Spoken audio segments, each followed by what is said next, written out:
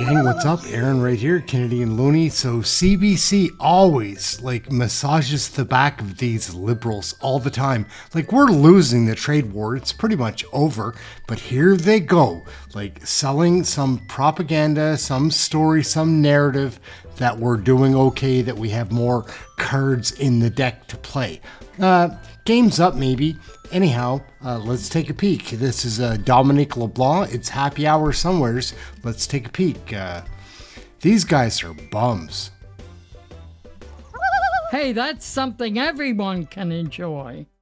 Canada's counter tariffs on steel, aluminum, and autos will remain in place, but as of September 1st, tariffs on all the U.S. goods that are CUSMA-compliant will be removed. We've got all angles of this story covered, including reaction from provinces, industry, and our party insiders. We begin, though, with the government's case for why it's doing this. Here with me now is Canada-U.S. Trade Minister Dominic LeBlanc. Welcome to the show. Hi, Karina. Hi. How are you? Good. How are you?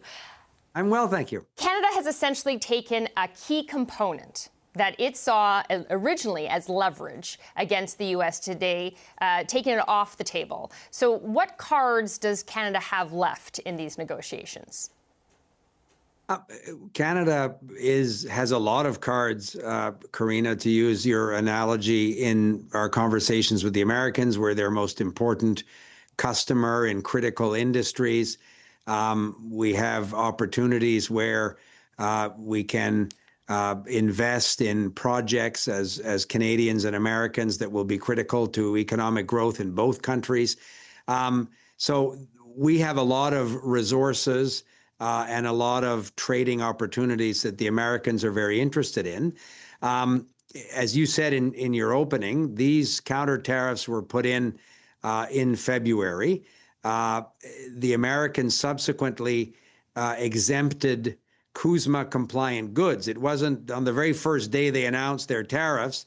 A couple of days later, I remember a conversation I had with Secretary LeBlanc. He told me that they would be announcing that CUSMA-compliant imports into the United States would be exempted from these tariffs. Canada hadn't taken that step, and the United States a few weeks ago, for the first time, publicly in an official presidential executive order, committed to respecting the CUSMA-compliant exemption, which puts Canada, as the Prime Minister said, in the best position of any other country right now in terms of a trading relationship with the United States. It's not where we want to be. It's not where we were 8 months ago, but we still have a significant marginal advantage. And maintaining tariffs that were not respecting the CUSMA exemption that the Americans had put in place some months ago, in our view, was unwise. Why not increase the sectoral tariffs, though? If, as the Prime Minister said, this is about matching, about being on the same playing field, but we don't have the same level of tariffs on their steel and aluminum and autos as they do have on yours. What was the thinking behind not going forward with that? The situation with respect to autos is quite similar. It mirrors largely our okay, but steel and aluminum tariffs. Does not. Right. And look, the Prime Minister, I think I saw in the news conference, answered the question that because we believe there is an opportunity in the coming weeks to come to a bilateral deal with the United States that will put us in a better position than we're in this evening with respect to those sectors that they've targeted with these sectoral tariffs. The challenge is, Karina, whether it's steel, aluminum, automobiles, or softwood lumber is adjacent to this conversation, but critical for the Canadian economy.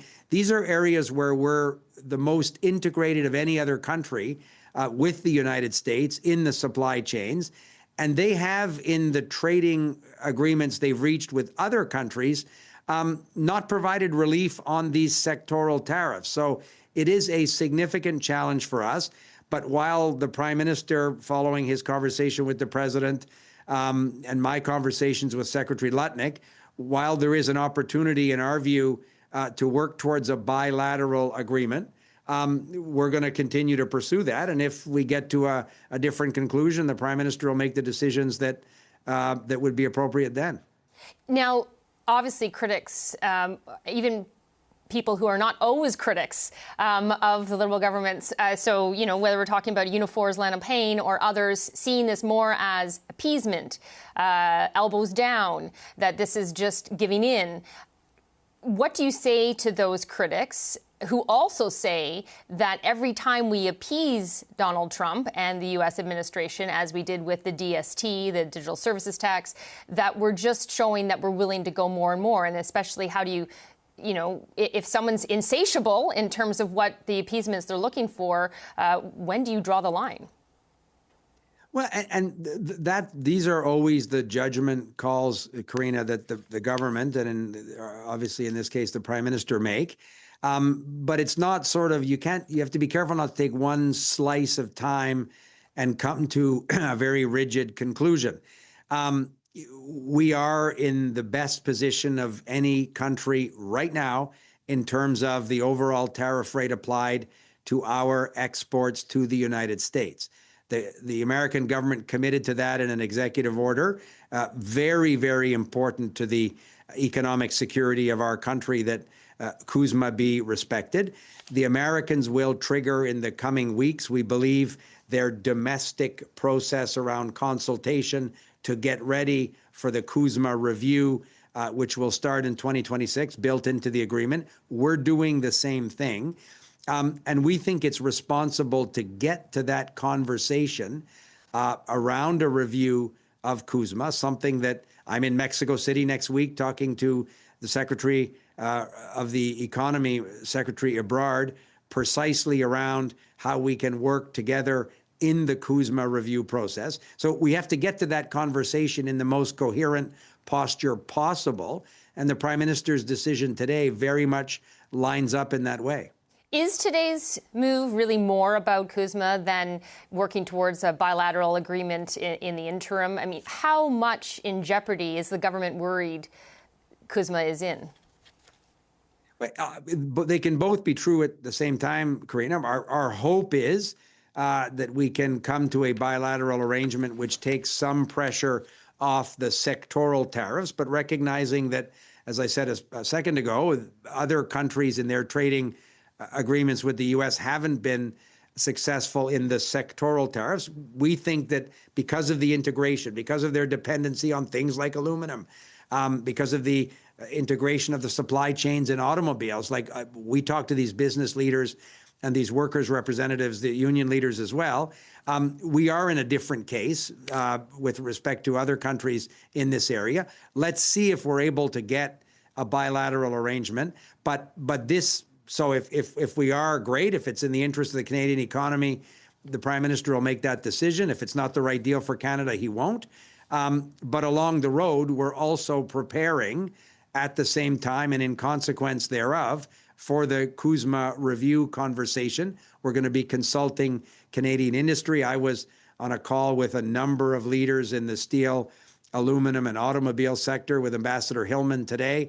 But we're only going to intensify that work as we get ready for that discussion. It's critical to the Canadian economy that we engage in that conversation in the most prepared and thoughtful way, and that's exactly what we're going to do.